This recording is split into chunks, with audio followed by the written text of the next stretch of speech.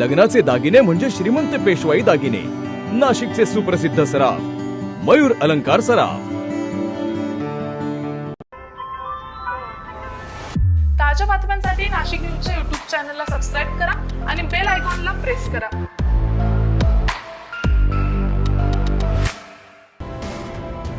सिन्नर तालुक्यातील मुसळगाव औद्योगिक वसाहतीमधील केमिकल कंपनीला शुक्रवारी काल दुपारच्या सुमारास भीषण आग लागली.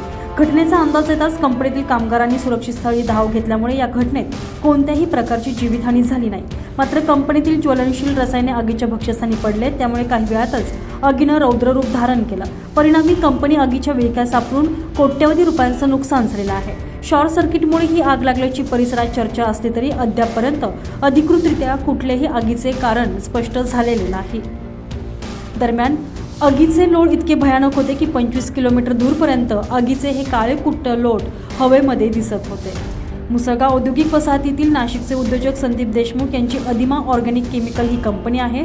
औषधं बनवण्यासाठी लागणारी काही उत्पादनं या कंपनीत तयार केली जातात. या कंपनीत शुक्रवारी दुपारच्या सुमारास अचानक आग लागली. यावेळी कंपनीत काम करत असलेल्या 10 ते 15 कामगारांनी तातडीनं बाहेर पळ काढला, त्यामुळे पुढील मोठा अनर्थ टळला.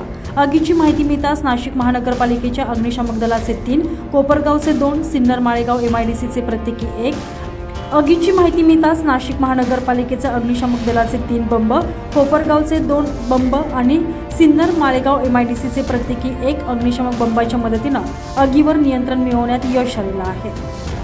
दरम्यान या कंपनीत औषधांमध्ये वापरण्यात येणाऱ्या केमिकलचं उत्पादन केलं जातं. त्यासाठी लागणाऱ्या ब्रोमिन नावाच्या रसायनाचा या ठिकाणी मोठा साठा होता. ब्रोमिन हे अत्यंत विषारी रसायन असून या रसायनाची टाकी स्टोअर रूम जवळच आहे. मात्र आग तिथपर्यंत पोहोचण्यापूर्वीच अग्निशामक दलाच्या जवानांनी शर्थीचे प्रयत्न करून आग आटोक्यात आणली. त्यामुळे मोठी दुर्घटना टळल्याचं बोललं जातंय. तर आगीच्या दुर्घटनेनंतर केमिकल कंपनीत असलेल्या ब्रोमिन नावाच्या विषारी वायूमुळे आजूबाजूच्या नागरिकांना काही अपाय होऊ नये म्हणून प्रशासन अलर्ट झालेले होते. सिन्नर तालुक्यातील आरोग्य यंत्रणेला देखील सतर्क राहण्याच्या सूचना देण्यात आलेल्या होत्या. सिन्नरचे तालुका वैद्यकीय अधिकारी डॉक्टर मोहन बच्छाव, उपजिल्हा रुग्णालयाच्या अधीक्षका डॉक्टर वर्षा लाहाडे यांच्यासह सर्व वैद्यकीय अधिकारी, नर्सिंग स्टाफ उपजिल्हा रुग्णालयात सज्ज ठेवण्यात आलेला होता. तसंच 4 ते 5 रुग्णवाहिका देखील तैनात ठेवण्यात आलेल्या होत्या. देवपूर येथील रुग्णवाहिकांसह तेथील वैद्यकीय कर्मचाऱ्यांना देखील सतर्क राहण्याचे आदेश देण्यात आलेले होते. रात्री उशिरापर्यंत कोणीही गंभीर जखमी आढळून आलं नसल्याचं सांगण्यात आलं असले तरी औद्योगिक वसाहत परिसरासह सर्वत्र धूर पसरल्यानं या भागातील नागरिकांना डोळे चुरचुरणे तसेच घशात खवखवणे अशा प्रकारचा त्रास जाणवत असल्याची परिसरात चर्चा आहे. तुषार ढेपले, नाशिक न्यूज, सिन्नर.